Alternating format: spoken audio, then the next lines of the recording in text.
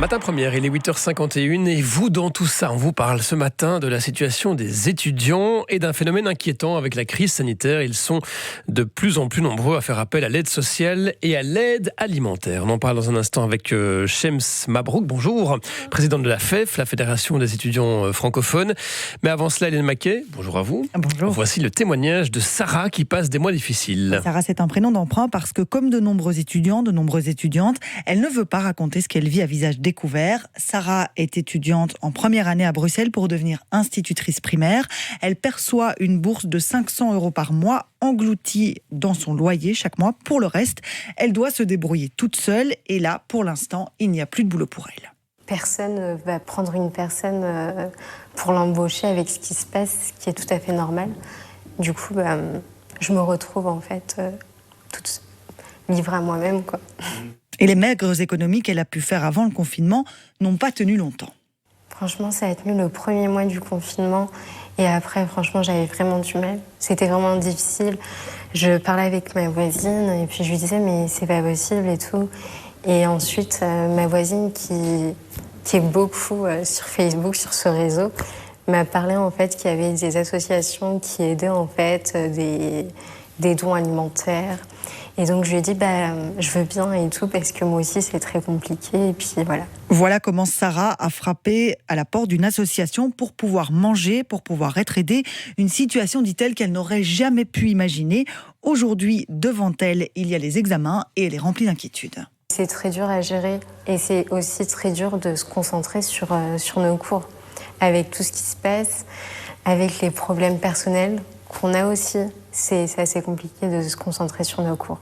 Les semaines qui viennent s'annoncent donc compliquées malgré la fin du confinement. Ouais, et merci à Romain Cornet d'avoir recueilli ce témoignage de cette étudiante. Donc, Hélène Maquet, est-ce qu'on peut quantifier cette problématique de la précarité chez les étudiants ? Alors, une association, l'Association pour la solidarité étudiante en Belgique, vient de mener une enquête auprès d'étudiants bruxellois. D'après leurs chiffres, aujourd'hui, 10% des étudiants, un étudiant sur 10, éprouve des difficultés à s'alimenter. Une difficulté qui est double, puisqu'il faut à la fois obtenir suffisamment de nourriture et puis il est compliqué d'obtenir une nourriture saine. Avec nous, Shems Mabrouk, donc présidente de la Fédération des étudiants francophones, la FEF. Vous observez, vous, un vrai phénomène de précarisation des étudiants avec cette crise du Covid-19 ? Oui, évidemment. Donc, on sait déjà que la précarité étudiante, c'est quelque chose qui existait avant la crise du coronavirus. On la dénonçait.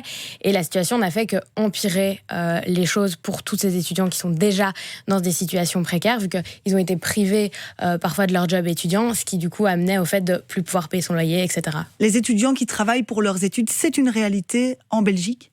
Oui, c'est une réalité en Belgique. Donc aujourd'hui, on sait qu'un étudiant sur 4 travaille pour payer ses études dans cet objectif-là. Et donc ça pose énormément de questions sur l'accès à ce droit fondamental qui est l'éducation. Et c'est quoi les profils alors qui sont les plus touchés dans cette crise-ci ? Et est-ce qu'aujourd'hui, il y a le risque de voir de nouveaux profils, de nouveaux étudiants qui sont mis en difficulté ?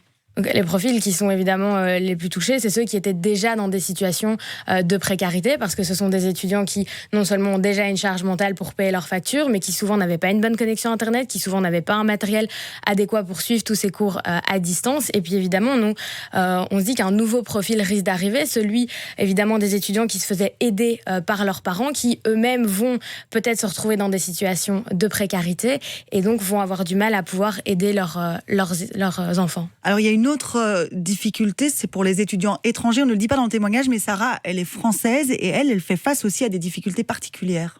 Oui, donc il y a évidemment tous les étudiants issus de pays européens ou hors Union européenne qui en fait ont un Minerval parfois plus élevé, qui souvent ont aussi moins l'aide des parents, qui ont des frais en plus et qui engagent des frais en plus. Et donc évidemment, eux se retrouvent dans une situation toute particulière et souvent on ne prend pas assez en main, on ne prend pas assez de mesures pour ces étudiants en particulier. Le risque, c'est quoi aujourd'hui ? C'est qu'on laisse une partie des étudiants au bord du chemin, qu'on perde des étudiants qui ne vont pas pouvoir continuer leurs études ? Oui, donc on sait que ce phénomène d'étudiants qui arrêtent leurs études parce qu'ils ne sont pas en mesure de les payer, ça existe. Effectivement, ce phénomène risque de s'aggraver. Il y a aussi toute une série d'étudiants qui, en raison du coronavirus, risquent de rater leur année et donc ils vont devoir allonger leurs études, alors même qu'on sait qu'une année d'études, c'est entre 8 et 12 000 €.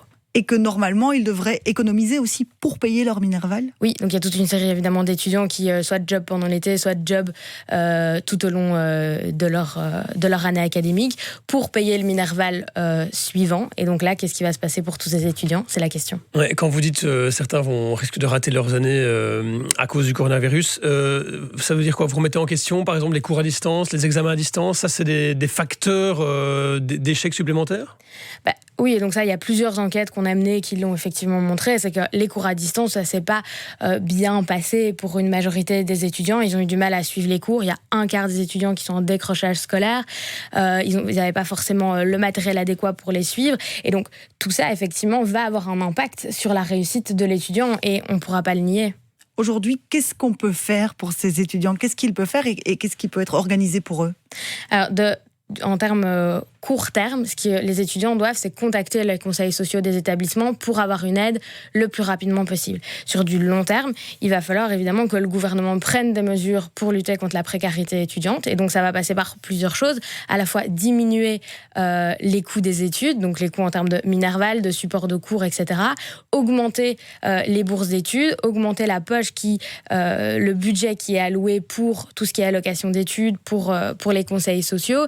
Et il va falloir aussi prendre des mesures en termes de logement, de transport. Et donc ça, il va falloir que le gouvernement prenne des mesures structurelles et très rapidement. Mais là, la Fédération Wallonie-Bruxelles a déjà débloqué des budgets pour venir en aide à ces étudiants. Donc la Fédération Wallonie-Bruxelles, elle a débloqué plus ou moins 3 millions d'euros. Donc l'arrêté vient de passer pour que ces étudiants puissent effectivement y avoir accès. 3 millions d'euros, ce ne sera pas assez pour lutter contre la précarité étudiante. Ça, on le dit depuis des années. Alors ça a été une première enveloppe débloquée, il faudra débloquer beaucoup plus de millions. Alors vous dites aussi, il n'y a pas que les allocations, il n'y a pas que venir en aide aux étudiants, il y a aussi les replacer quelque part dans le système de redistribution des richesses. Qu'est-ce que ça veut dire ça?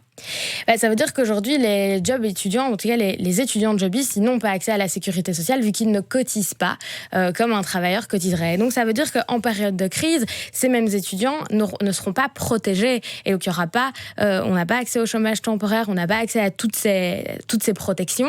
Et donc il faut aussi repenser ce système et il va falloir... Pour vous, il faudrait que les étudiants payent leurs cotisations sociales?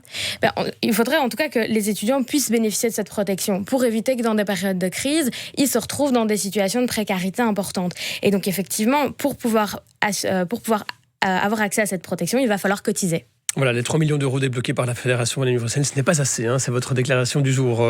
Shems Mabrouk, merci, vous êtes présidente de la FEF, la Fédération des étudiants francophones.